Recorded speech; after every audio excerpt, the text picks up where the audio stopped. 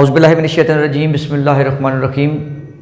Dear students and respected viewers, अस्सलाम वालेकुम। मैं रिजवान अली दानिश अपने YouTube channel Rizwan Ali Danish classes के प्लेटफॉर्म से एक दफ़ा फिर आपको खुश आमदीद कहता हूँ। लेक्चर शुरू करने से पहले मैं उन दोस्त हबाब से, उन व्यूअर्स से मैं गुजारिश करूँगा जो आज फ़र्स्ट टाइम मेरी ये वीडियो देख रहे हैं, चैनल को सब्सक्राइब कर दें ताकि आने वाली तमाम वीडियोस जो हैं उन तक आपकी रसाई जो आसानी के साथ हो जाए। तो अब हम टाइम वेस्ट किए बगैर अपने आज के टॉपिक की तरफ चलते हैं। आज का हमारा टॉपिक क्या है? Future perfect tense. तो आज हम इंशाल्लाह फ्यूचर परफेक्ट टेंस के बारे में मुकम्मल तौर पे पढ़ेंगे, इसकी डेफिनेशन पढ़ेंगे, आइडेंटिफिकेशन इन उर्दू पढ़ेंगे, इसके बाद इसका helping verb, form of verb, formulas, यानी इंग्लिश बनाने तक कोई भी उर्दू का फ़िक्र आपके सामने आ जाए जो फ्यूचर परफेक्ट टेंस का होगा तो आपने किन रूल्स को मद्देनज़र रख के उसकी इंग्लिश बनानी है। तो इंशाल्लाह ये सारी डिटेल हम पढ़ने जा रहे हैं और मैं उम्मीद करता हूँ कि आप इस वीडियो को पूरी तवज्जो के साथ देखेंगे और सुनेंगे।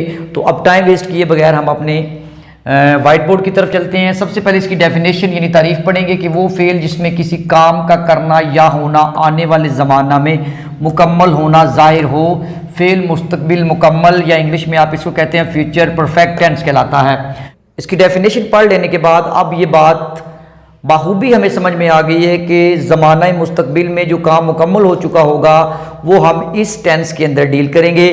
तो अब इसकी मैंने कुछ एग्जांपल्स भी दी हैं, आप गौर करनी है आपने। पहली एग्जांपल मैंने दी है कि वो नाश्ता कर चुका होगा, बच्चा दूध पी चुका होगा। यानी अब ये नाश्ता कर चुका होगा मतलब ये कि आने वाले वक्त के बारे में बात की जा रही है कि जब आने वाला वक्त होगा तो वो नाश्ता कर चुका होगा या बच्चा दूध पी चुका होगा, यानी आने वाले वक्त में ये काम मुकम्मल हो चुके होंगे।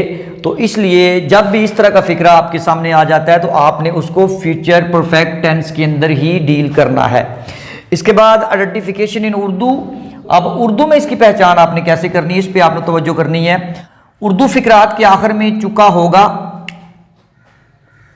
चुके होंगे, चुका होगा, चुकी होगी, चुकी होंगी वगैरह आता है। अब ये पहचान आइडेंटिफिकेशन जो मैंने आपको बताई है ये आपने अपने माइंड में रखनी है कि जब भी इस तरह का कोई फिक्रा जिसके उर्दू फिक्रात के आखिर में चुका होगा, चुके होंगे वगैरह आ जाए तो आपने फौरन ये समझ लेना है कि ये फ्यूचर परफेक्ट टेंस का फिक्रा है। फ्यूचर परफेक्ट टेंस के रूल्स को लागू करके इसकी इंग्लिश बनानी है। इसके बाद आगे चलते हैं, जो बड़ा अहम पॉइंट होता है इमदादी फेल जिसको आप कहते हैं। और याद रखिएगा कि फ्यूचर परफेक्ट टेंस के अंदर जो हेल्पिंग वर्ब यूज होते हैं वो दो तरह के होते हैं, एक है विल हैव और दूसरा है शैल हैव। ये आपने बात अपने माइंड में रखनी है कि फ्यूचर परफेक्ट टेंस के अंदर दो तरह के हेल्पिंग वर्ब यूज होते हैं, विल हैव और shall have. Future indefinite tense में भी आपको पढ़ा चुका हूँ, इसके अलावा आपको मैं फ्यूचर कंटिन्यूस टेंस के अंदर भी आपको पढ़ा चुका हूँ। फिर रिवाइज कर रहा हूँ कि विल हैव और शैल हैव, कि विल हैव किसके साथ लगेगा और शैल हैव किसके साथ लगेगा। याद रखिएगा कि आई और वी के साथ शैल हैव आपने लगाना है, बाकी तमाम के साथ आपने विल हैव लगाना है। ये बात मैं आपको पहले भी काफ़ी दफ़ा बता चुका हूँ। तो डियर व्यूअर्स, अब अगला मरहला आता है कि हमने उर्दू से इंग्लिश कैसे करनी है। अब कुछ कॉमन चीज़ें मैं आपको हर टेंस के अंदर बता चुका हूँ, दोबारा फिर बता रहा हूँ। देखिए, जब भी परफेक्ट टेंस, कोई भी परफेक्ट टेंस है, ये कॉमन चीज़ें अपने माइंड में रखें कि परफेक्ट टेंस चाहे वो प्रेजेंट परफेक्ट टेंस है, चाहे वो पास्ट परफेक्ट टेंस है, अभी जो हमारा ज़ेर बहस है ये फ्यूचर परफेक्ट टेंस है, ये भी उसी में ही आएगा, परफेक्ट है चूँकि। अब याद रखिएगा कि जितने भी परफेक्ट टेंस होंगे उन तमाम परफेक्ट टेंसेस के साथ third form of verb use करनी है। ये बात आपने जहन में रखनी है कि फेल की तीसरी हालत आपने इस्तेमाल करनी है, चाहे वो प्रेजेंट परफेक्ट है, चाहे वो पास्ट परफेक्ट है, चाहे वो फ्यूचर परफेक्ट है। जितने भी परफेक्ट टेंसेस होंगे तमाम के साथ आपने third form of verb use करनी है, ये कॉमन है, ये बात आपने माइंड में रखनी है। तो डियर व्यूअर्स, अब हम इस पोजीशन में आ गए हैं कि अब हम फार्मूला क्रिएट कर सकते हैं, इंग्लिश खुद बना सकते हैं, क्योंकि आपको ये पता चल चुका है कि परफेक्ट के अंदर आप कौन सी फॉर्म ऑफ वर्ब यूज़ करते हैं। आपको ये भी पता चल चुका है कि आपने फ्यूचर परफेक्ट टेंस अगर आप कर रहे हैं आज तो इसके अंदर आपने कौन सा हेल्पिंग वर्ब यूज़ करना है, ठीक है। तो अब हम इस पोजीशन में हैं कि हम आसानी इसका फार्मूला क्रिएट कर सकते हैं। और एक और कॉमन चीज़ जो मैं आपको बारहा बता चुका हूँ वो क्या है कि जब भी आपने सिंपल सेंटेंसेस बनाने हो तो सब्जेक्ट सबसे पहले लगता है। सब्जेक्ट के फौरन बाद आप हेल्पिंग वर्ब लगा लेते हैं, हेल्पिंग वर्ब लगाने के बाद आप फॉर्म ऑफ वर्ब लगा लेते हैं और आखिर में आप ऑब्जेक्ट लगा लेते हैं। लेकिन हार्ड टेंस के हेल्पिंग वर्ब अपने होते हैं। हार्ड टेंस के अंदर आपने देखना है कि मैंने फॉर्म ऑफ वर्ब जो है, अगर परफेक्ट सारे टेंस हैं तो जाहिर बात है फिर तो थर्ड फॉर्म ऑफ वर्ब ही आपने यूज करनी है। तो आज हमने फ्यूचर परफेक्ट टेंस के अंदर देखना है कि फार्मूला किस तरह बनेगा। तो अब आपने ये तवज्जो करनी है। पहले हम सिंपल सेंटेंसेस बनाने का फार्मूला सीखेंगे कैसे बनाना है। तो सबसे पहले सब्जेक्ट लगा लिया आपने। सब्जेक्ट लगाने के बाद आपने नेक्स्ट क्या करना है जी, हेल्पिंग वर्ब। जैसा कि आपको पता है कि इसमें दो तरह के हेल्पिंग वर्ब हैं, विल हैव और शैल हैव। विल हैव और शैल हैव। इसके फौरन बाद आपने क्या कर लेना जी, third form of verb use कर लेनी है। Third form of verb use करने के बाद आखिर में आपने लगा लेना है ऑब्जेक्ट। ऑब्जेक्ट के फौरन बाद आप यहां पे फुल स्टॉप लगा देते हैं। इस तरह आपका ये फार्मूला फ्यूचर परफेक्ट टेंस का कंप्लीट हो गया। जब भी आपने सिंपल सेंटेंसेस बनाने हैं तो आपने इस फार्मूला को अप्लाई करना है और आपका फिक्रा बिल्कुल इंग्लिश में एक्यूरेट बनेगा। तो अब हम एक एग्जाम्पल देते हैं। तो अब हम उर्दू में एक फिक्रा लिखते हैं, वो नाश्ता कर चुका होगा। अब देखिए ये फिक्रा मैंने लिखना है। पहले तो आपने इस फिक्रा को देखना है। ये जो फिक्रा मेरे सामने इंग्लिश बनाने के लिए आ गया है, क्या ये फ्यूचर परफेक्ट टेंस की तारीफ के मुताबिक है और फ्यूचर परफेक्ट टेंस की जो हमने उर्दू में पहचान पढ़ी है क्या उसके मुताबिक है?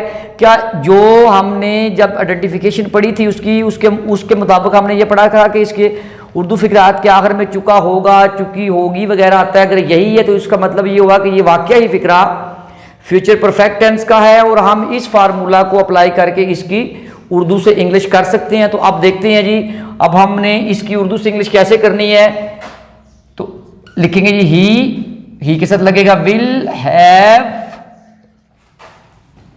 अब टेक पहली फॉर्म होती है, टुक दूसरी फॉर्म होती है और यहां पर इसकी थर्ड फॉर्म ऑफ वर्ब लगेगी टेकन ब्रेकफास्ट। ठीक है जी। तो आप ये देखें जी, he will have taken breakfast, वो नाश्ता कर चुका होगा। तो अब इस एग्जाम्पल से हमें समझ आ गई है कि ये फार्मूला हमारा बिल्कुल ठीक हमने फार्मूला बनाया है और इस फार्मूला को अप्लाई करके जितने भी सिंपल सेंटेंसेस हैं जो फ्यूचर परफेक्ट टेंस के जुमरे में आते हैं हम उनकी उर्दू से इंग्लिश आसानी के साथ बना सकते हैं। सिंपल सेंटेंसेस का फार्मूला सीख लेने के बाद अब हम इसी टेंस का नेगेटिव बनाने का फार्मूला सीखेंगे कि अगर नफ़ी फ़िक्रात आपके सामने आ जाते हैं तो आपने फ्यूचर परफेक्ट टेंस के नफ़ी फ़िक्रात को इंग्लिश में कैसे मुंतकिल करना है। तो इसके लिए हम फार्मूला क्रिएट करते हैं। गौर करनी है जी, फार्मूला हम कैसे बनाएंगे। इसका सब्जेक्ट लगेगा शुरू में, सब्जेक्ट के बाद आपने उसी तरह हेल्पिंग वर्ब लगा लेने हैं, विल या शैल।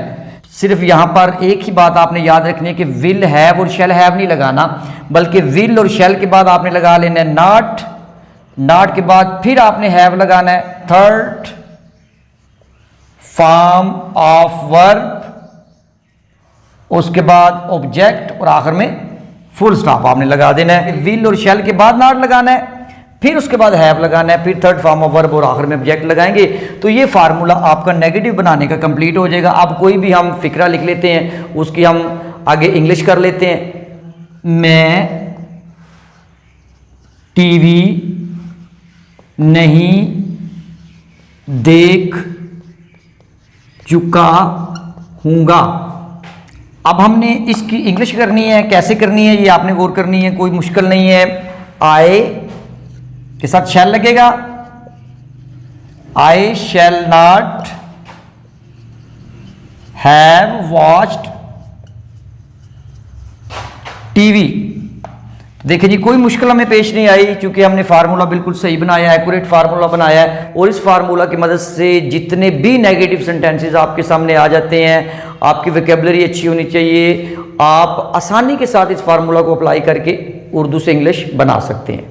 हमने सिंपल सेंटेंसेस बनाने का फार्मूला भी सीख लिया, नेगेटिव सेंटेंसेस बनाने का फार्मूला भी सीख लिया। अब हम इंटेरोगेटिव बनाने का फार्मूला सीखेंगे। अगर वो इंटेरोगेटिव फॉर्म में हमारे सामने आ जाता है तो हमने किस फार्मूला की मदद से उसकी इंग्लिश करनी है। तो अब हम ये फार्मूला यहाँ पर बनाएंगे। आपने गौर कर लिया, कॉमन चीज़ मैं आपको काफ़ी दफ़ा बता चुका हूँ कि जब भी आपने इंटेरोगेटिव बनाना है, चाहे वो किसी भी टेंस का फार्मूला होगा, तो आपने सबसे पहला काम क्या करना होता है, जो उसके हेल्पिंग वर्ब होते हैं वो आप बिल्कुल शुरू में ले जाते हैं। तो यही तरीका यहां पर भी इख्तियार किया जाएगा कि विल और शैल को हम फिक्रा के बिल्कुल शुरू में ले जाएंगे। इसके बाद आपने सब्जेक्ट लगाना है, सब्जेक्ट के बाद आपने हैव यूज करना है, फिर आपने थर्ड फॉर्म ऑफ वर्ब,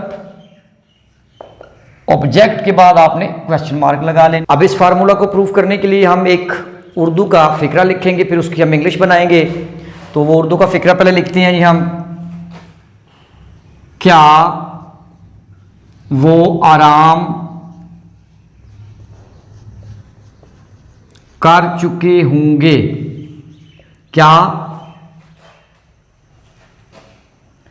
क्या वो आराम कर चुके होंगे? अब आपने पहले तो फिक्रा की नोयत को आपने देखना है कि ये फिक्रा की नोयत क्या है। इसमें प्लूरल सेंस इस्तेमाल किया जा रहा है या सिंगुलर सेंस इस्तेमाल किया जा रहा है, जमा का सीगा इस्तेमाल हो रहा है या वाहिद का सीगा इस्तेमाल हो रहा है। पहले तो आपने ये क्लैरिफिकेशन लेनी है।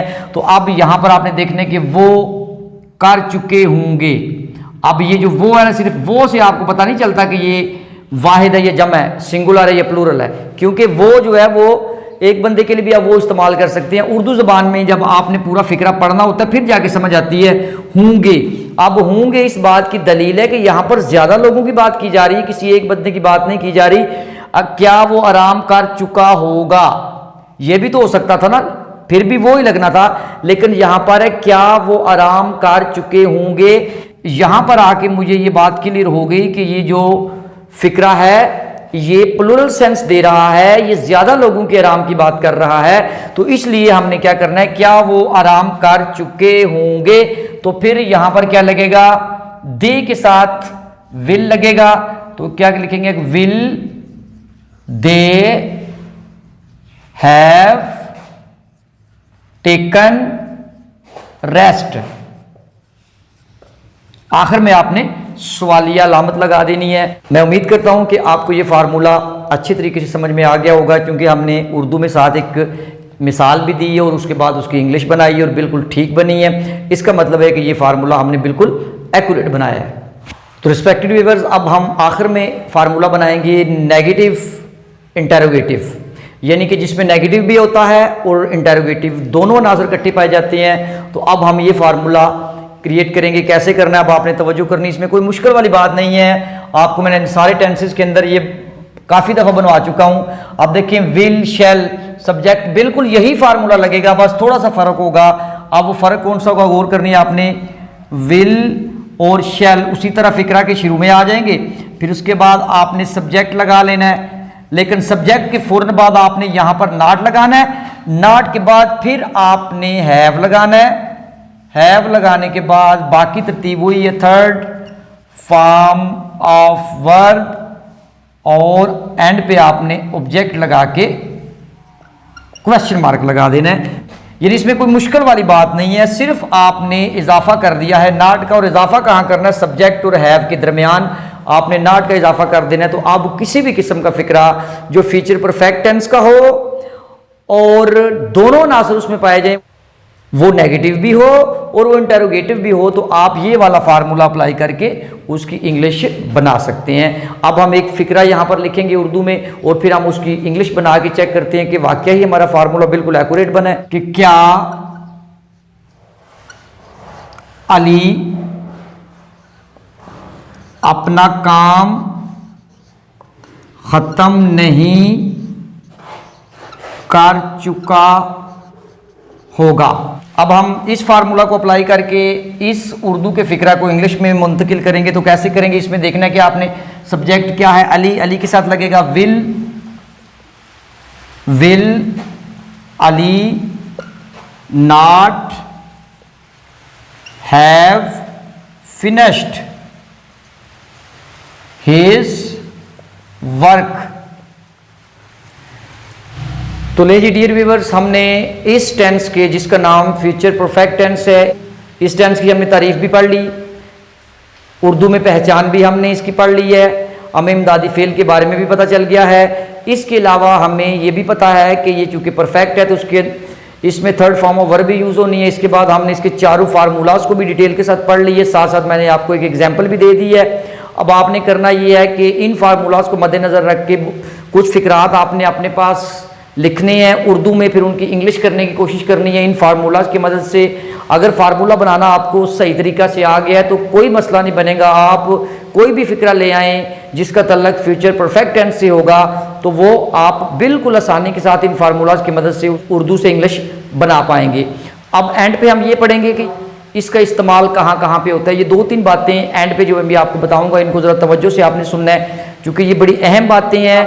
तो अब मैं वो 2 या 3 बातें आपसे शेयर करूंगा, उन पे आपने तवज्जो करनी है। तो डियर व्यूअर्स, मैं फ्यूचर परफेक्ट टेंस का पहला इस्तेमाल आपको बताने जा रहा हूँ, इस पर आपने तवज्जो करनी है कि किसी ऐसे काम के लिए जो मुस्तकबिल में किसी ख़ास वक्त पर ख़त्म हो चुका होगा। ज़रा तवज्जो करें इस पॉइंट के ऊपर कि किसी ऐसे काम के लिए जो मुस्तकबिल में एक ख़ास वक्त पर ख़त्म हो चुका होगा, यानी कोई ख़ास वक्त होगा, कोई मुअय्यन वक्त होगा, उस वक्त के अंदर अंदर वो काम ख़त्म हो चुका होगा, तो आपने समझना है कि ये जो फ़िक्रा है ये फ्यूचर परफेक्ट टेंस का फ़िक्रा है और मैंने इंग्लिश इसकी फ्यूचर परफेक्ट टेंस की फार्मूलाज की मदद से करनी है। तो इसके लिए मैंने एक एग्जांपल भी दी है। अगर इस तरह का फ़िक्रा आपके सामने आ जाता है, वो दोपहर तक पहुंच चुका होगा। अब आपने यहाँ पे तवज्जो करनी है, दोपहर तक, यानी दोपहर तक का मतलब एक ख़ास वक्त, एक ख़ास टाइम दिया जा रहा है कि आने वाले वक्त में वो दोपहर तक पहुंच चुका होगा। यानी दोपहर तक पहुंचना इस बात की दलील है कि इसमें किसी ख़ास वक्त का जिक्र किया गया है। तो इस फिक्रा के अंदर हमें बात बिल्कुल क्लियर नज़र आती है कि इसमें एक ख़ास वक्त दिया गया है। वो ख़ास वक्त कौन सा दिया गया है? दोपहर तक, यानी ये काम आने वाले वक्त में दोपहर तक ख़त्म हो चुका होगा।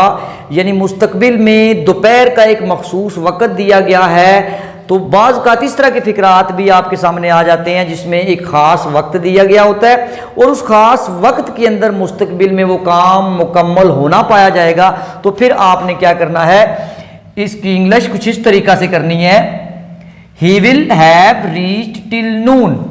अब ये टिल नून जो है ये दोपहर तक के वक्त को जाहिर कर रहा है। जो पिछला सेंटेंस है ये बिल्कुल फार्मूला के मुताबिक ही हमने बनाया है। इसी तरह एक और एग्जाम्पल देखते हैं जी, मैं तब तक अपना काम ख़त्म कर चुका हूँगा। मिसाल के तौर पर आप फ़ोन पे किसी से बात कर रहे होते हैं या वैसे आप किसी को कहते हैं कि मैं फलां जगह पे जा रहा हूँ, आप वहाँ पे आ जाना या मुझे कॉल कर लेना, मैं तब तक अपना काम ख़त्म कर चुका हूँगा।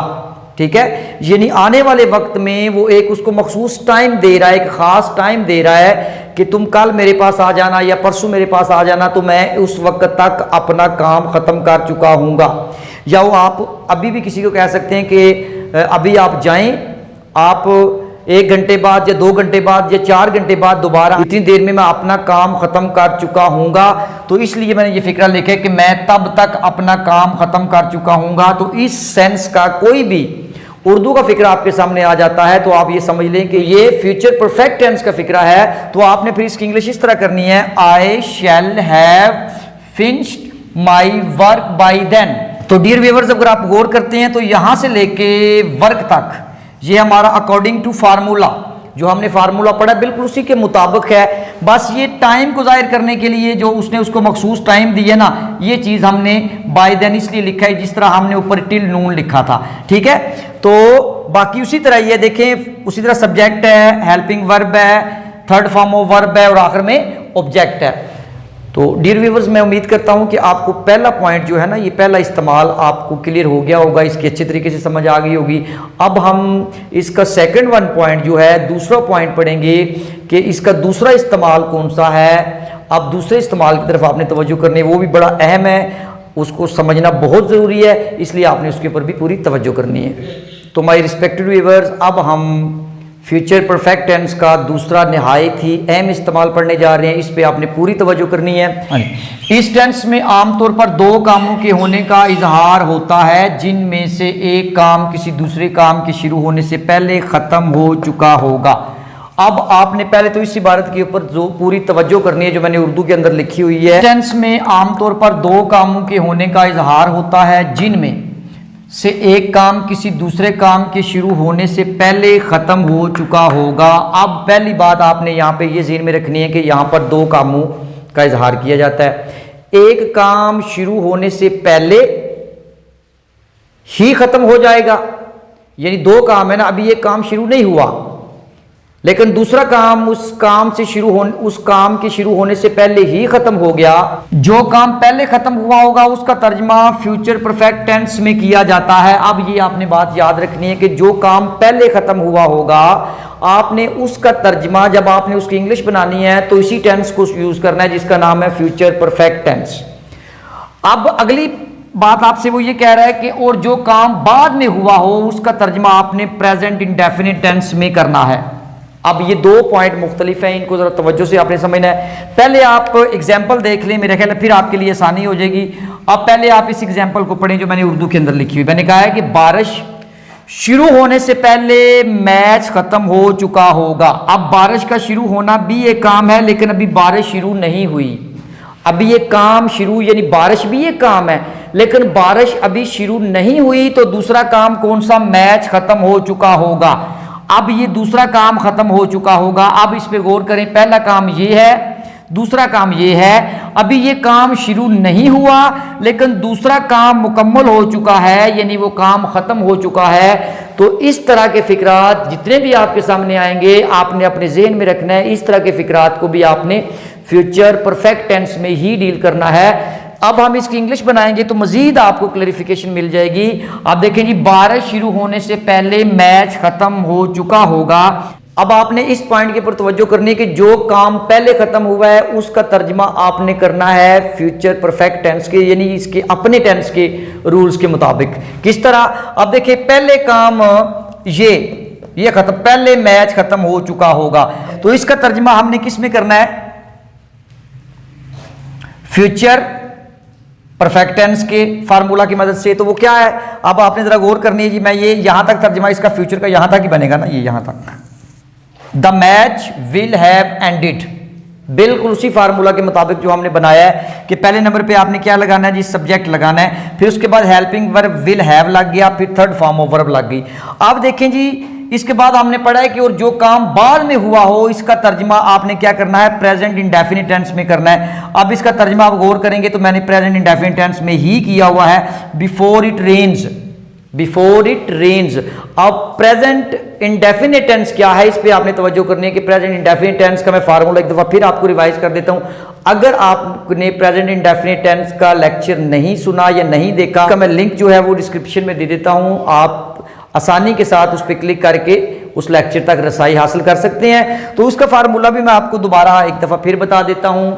इसका फार्मूला ये बनता था कि फर्स्ट ऑफ ऑल आप सब्जेक्ट लगाते थे, सब्जेक्ट के बाद फर्स्ट फॉर्म ऑफ वर्ब लगाते थे और आखिर में ऑब्जेक्ट लगाते थे सिंपल सेंटेंसेस के अंदर। तो ये सिंपल ही है ना, बिफोर इट रेन्स। फिर इसके बाद एक बात और भी आपने अपने माइंड रखनी है कि जब आपने ही, शी, इट और सिंगुलर्स के साथ आपने फर्स्ट फॉर्म ऑफ वर्ब के साथ एस या एस का इजाफा करना है, तो बारिश को चूंकि हमेशा डील किया जाता है सिंगुलर सेंस के अंदर। ये बात जहन में रखिएगा कि बारिश को सिंगुलर सेंस के अंदर डील किया जाता है। याद रखिएगा कि बारिश जो है ये नाउन भी है और वर्ब भी है, ये बात भी आपने अपने माइंड में रखनी है। तो रिस्पेक्टेड व्यूअर्स, मैं उम्मीद करता हूं कि आपको फ्यूचर परफेक्ट टेंस के यूजेस भी अच्छे तरीक़ा से समझ में आ गए होंगे। इससे पीछे जितना लेक्चर मैंने डिलीवर किया, मैंने अपनी तरफ से पूरी कोशिश की है कि आपको आसान से आसान करके आपके सामने ये टेंसेस पेश किए जाएं। तो मैं उम्मीद करता हूं कि पिछले टेंसेस की तरह ये टेंस भी आपको अच्छी तरीक़ा से समझ में आ गया होगा। तो मैं इसी के साथ इजाज़त चाहूँगा। अल्लाह आपका हामी नासिर।